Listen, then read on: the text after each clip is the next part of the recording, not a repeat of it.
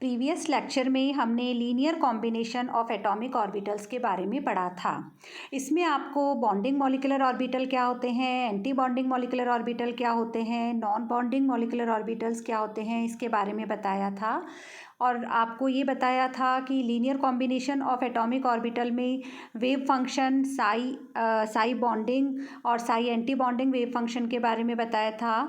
इसके अलावा आपको कंस्ट्रक्टिव जो इंटरेक्शंस होती हैं या डिस्ट्रक्टिव इंटरेक्शंस होती हैं, डिस्ट्रक्टिव इंटरेक्शन में नोडल प्लेन के बारे में बताया था जिसमें इलेक्ट्रॉन पाए जाने की संभावना ज़ीरो होती है। और कंस्ट्रक्टिव इंटरेक्शन में हमने देखा था कि जो कि बॉन्डिंग मॉलिक्यूलर ऑर्बिटल्स में पाया जाता है उसकी एनर्जी जो एटॉमिक ऑर्बिटल्स होते हैं उनसे कम होती है।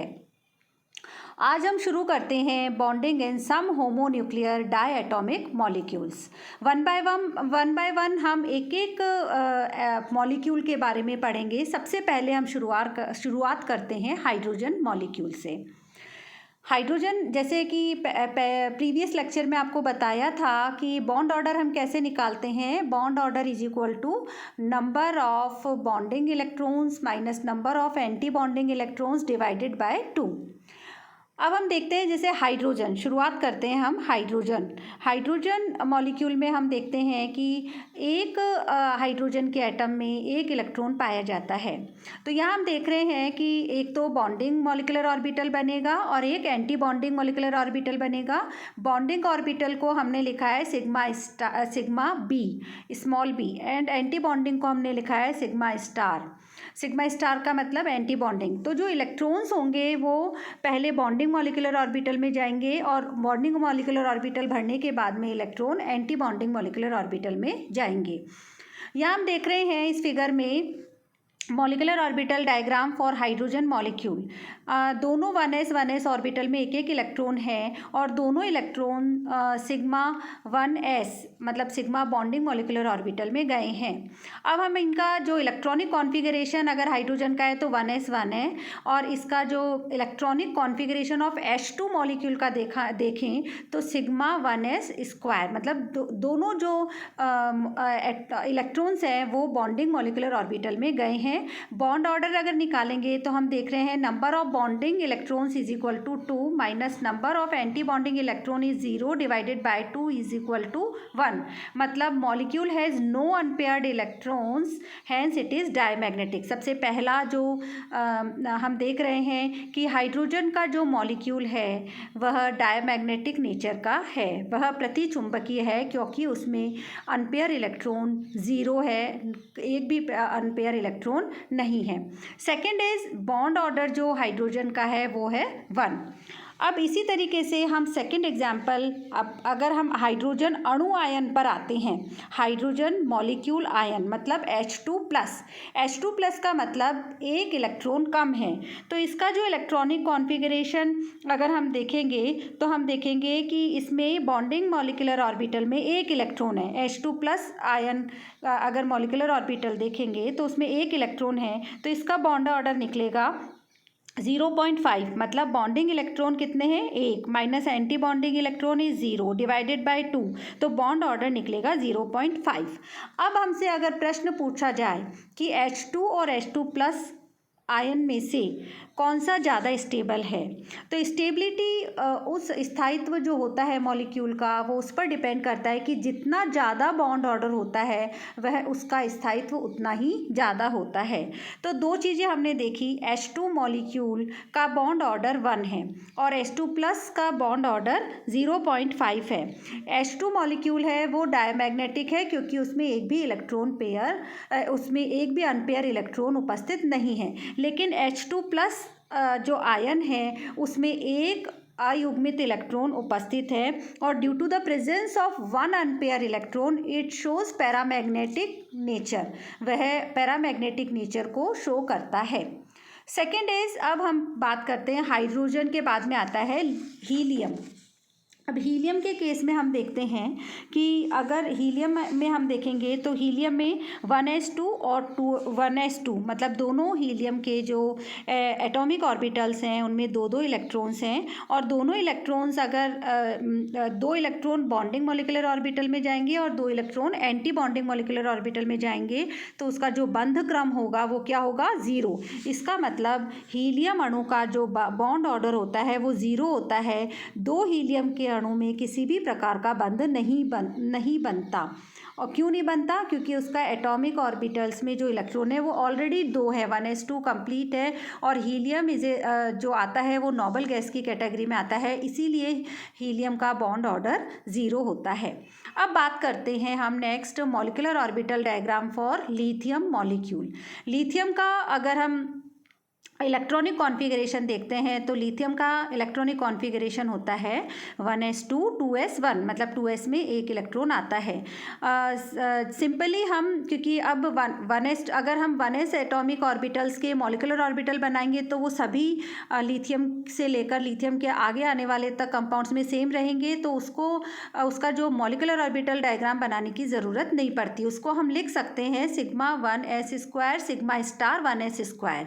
अब हम यहाँ बात शुरू करते हैं atomic orbital of lithium. 2s में एक इलेक्ट्रॉन है, दोनों एटम्स में एक एक इलेक्ट्रॉन है। तो हम देखेंगे कि मॉलिक्यूलर ऑर्बिटल सिग्मा 2s में 2 इलेक्ट्रॉन आएंगे और सिग्मा स्टार 2s में एक भी इलेक्ट्रॉन नहीं आएगा। बॉन्ड ऑर्डर निकालेंगे तो हम देख रहे हैं 2 इलेक्ट्रॉन तो 1s के और 2 इलेक्ट्रॉन 2s के, मतलब 4 माइनस, क्योंकि 1s स्टार में 2 इलेक्ट्रॉन थे तो हमने उसके 2 इलेक्ट्रॉन को माइनस किया तो हमारे पास बॉन्ड ऑर्डर आया 1। और molecule has no unpaired electron, एक भी अनपेयर इलेक्ट्रॉन नहीं है, इसलिए ये भी किस प्रकार का बिहेवियर करता है, डायमैग्नेटिक बिहेवियर शो करता है।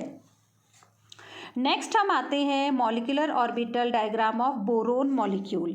इसी प्रकार से जैसे हमने लिथियम का किया हम बेरिलियम का भी देख सकते हैं। बेरिलियम का जो इलेक्ट्रॉनिक कॉन्फ़िगरेशन होता है वो 1s2 2s2 होता है। उसका भी जब हम बॉन्ड ऑर्डर निकालेंगे तो जिस प्रकार से हमने हीलियम का देखा सिमिलरली बेरिलियम का भी हम देखेंगे कि उसका बॉन्ड ऑर्डर 0 आएगा। इसका मतलब बेरिलियम के 2 परमाणु के मध्य कोई सहसंयोजक बंध नहीं बनता।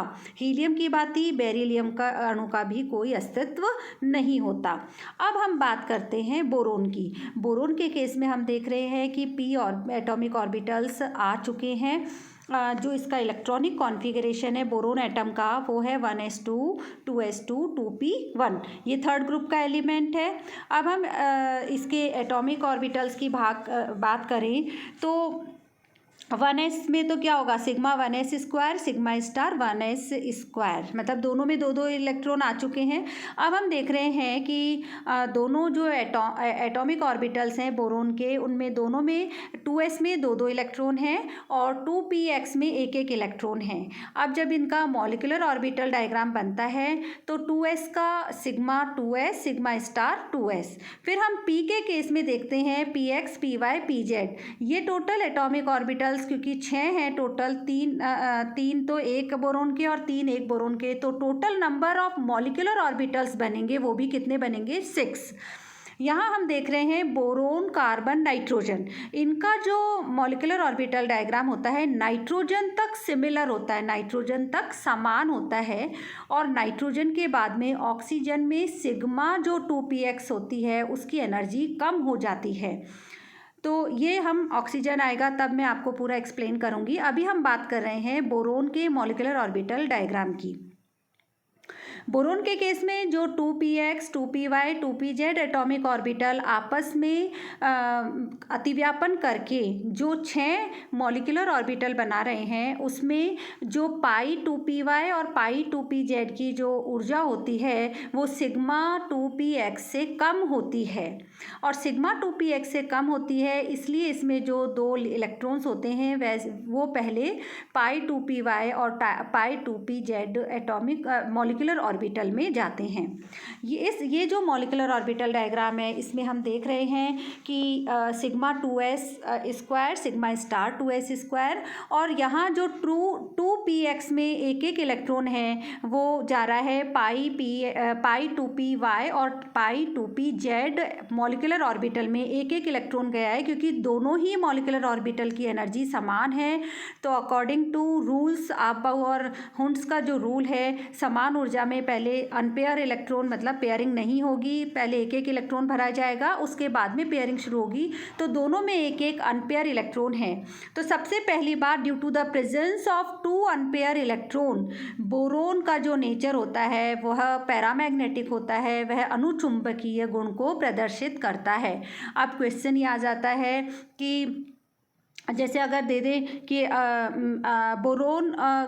बोरोन अनुचुंबकीय है या प्रतिचुंबकीय, तो हमें मॉलिक्यूलर ऑर्बिटल डायग्राम बनाना पड़ेगा, और इस डायग्राम के द्वारा हमें समझाना पड़ेगा कि इसमें 2 अनपेयर इलेक्ट्रॉन पाए जाते हैं, और due to the presence of 2 unpaired electron it is paramagnetic in nature. और हम इसका बॉन्ड ऑर्डर निकाल रहे हैं, तो bond order is equal to number of bonding electron is 6। कैसे 6?